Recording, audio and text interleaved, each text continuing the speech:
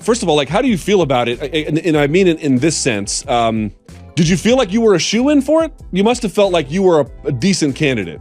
Yeah, I felt like I was a decent candidate, but I don't know the process of it because it's still fairly new. We're still fairly getting our Hall of Fame induction underway, and it's not it's not set in stone. There's no criteria, so you never know if that criteria you make the criteria. So I hoped I would, but you just never know. And when they brought me on the floor, because the way they did it was so smooth, they were like, it wasn't a lot of people there in Rochester on the floor. So they're like, hey, in between fights before the main card really starts, we want you and Kamaru to go on the floor just to say hi to people and be a presence on there.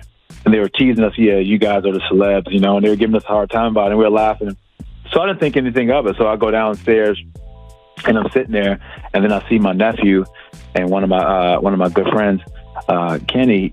They're sitting right there, and I'm just like, wow, they gave me some great seats. And then when the video started, like Brendan was talking, I wasn't really paying attention. And then the video started. The producer came down and said, hey, put your phone down. And I look up, and I'm like, oh man, they really went all out for me and Kamaru because they put a whole video together. So I'm watching this video. I'm like, man, there's no Kamaru. I'm like, hold on, this is only me. And then it started to come to my mind like what this could be. And then I just got wrapped up in the emotion of it. It was incredible. Did you cry? Oh yeah. I almost ugly face cried. Almost one of those cries where it was just boohoo sobbing like, ooh, we shouldn't make him cry ever again on TV.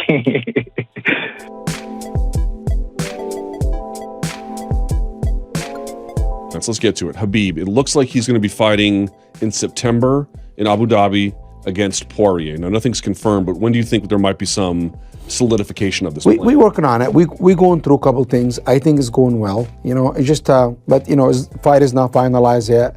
There'll be a good date for Khabib to come back. Khabib, he gave me, like I said, he wanted to fight September, December, and April. This is the 3 dates he gave me. I let the UFC know. Poirier is a great opponent. You have a lot of lightweight fights coming up. You have Cerrone and Ferguson coming up. You have this guy Conor. But it's funny because if Conor go out there and get a win, he might overleap all these guys again. You think that's possible? Listen, at the end of the day, it's a promotion, right? At the end of the day, he wanted a rematch.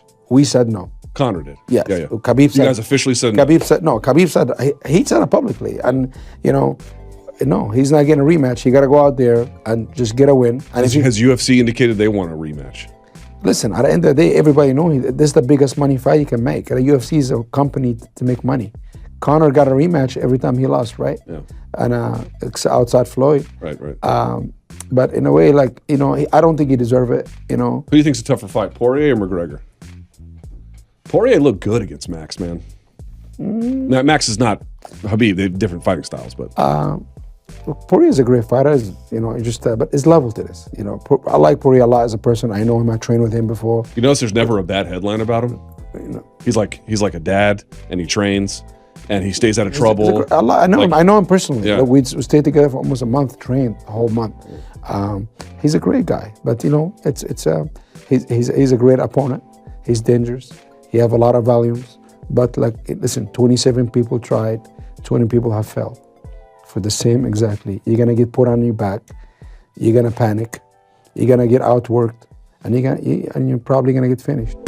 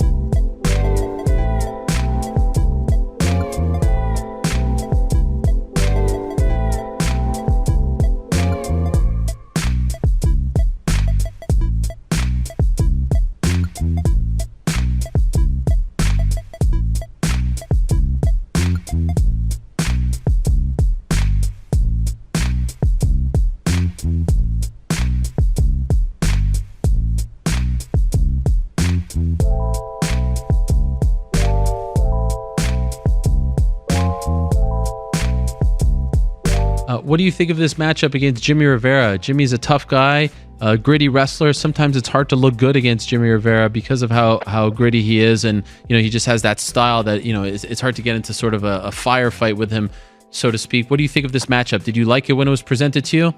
I think I will dictate the fight, dictate the tempo, how it will go. So I will be the one in control. Yes, he's not gonna control anything in this fight. Do you feel like if you win this fight on June 8th that you will be next for a title shot? Do you feel like this is a number one contender fight, perhaps just for you because of how good things are going for you? Yeah, I really want to be the next one in line for the title. Let's see how it plays out. But yeah, I have a desire and I'm ready to fight for the title.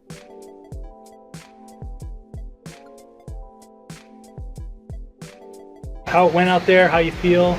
Yeah. I know you were expecting that, but I don't think your opponent was probably expecting that. Yeah, honestly, I was expecting a first round finish, but he was just elusive. He got me in a bad position in the first round, but I'm no stranger to adversity. I weathered the storm, and then going in the second round, I just felt like that was all he had. I let him wear himself out a little bit, and I came out in the second, was like, it's my time now.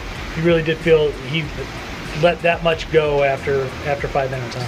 Yeah, I felt like he just gave me his best, and I was like, okay, that's all you got, so let's do this. I just realized, he was on my back basically the whole round, and even in the second, he was holding on to me a lot, and I just had to turn up the volume a little bit, let him wear himself out, and just pick up the speed on him, and I got the victory. This is such a big moment for you, co-main event. Yeah. Talk us through about what you were feeling heading into tonight, and where that confidence level was going into when you walked out to the cage, I guess. Yeah, I just was having fun. This is so fun for me. I've been in situations where you're in fights and there's no one there to stop it, and it's not fair. And so just getting to do something that I love, the UFC taking such good care of me redeeming my life, and God just saving me, and just giving this message of hope for the people, that's the message I want to give. So I just was having fun, and it's all surreal that this is coming to place, but I've been visualizing this for a long time. You came in draped with the American flag. Yes. In the second round, in the third round too, USA chants started to go. That was awesome. You were able to hear it, and what did that do for you?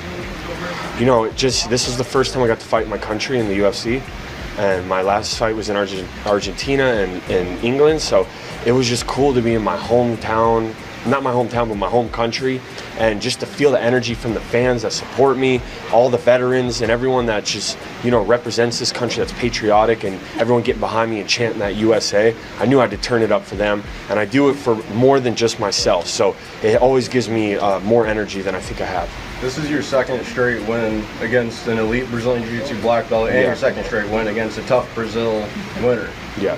What do you think that does for you and your confidence, and where do you think it puts you in the division? I think it's gonna get a number next to my name, hopefully by Monday, and then I'm looking for a top 10. Jack Hermanson, man, he's just killing it right now, and I'd love to get him. Derek Brunson's coming off a big win. I would love to fight him. So either one of those guys come to mind, but anyone in the top 10 will do. And I want someone too that we can really get in a firefight, something really special for the fans, because it kind of is me fighting off these jiu-jitsu guys, and obviously it's not the most exciting fight, but I'm doing what I got to do to win.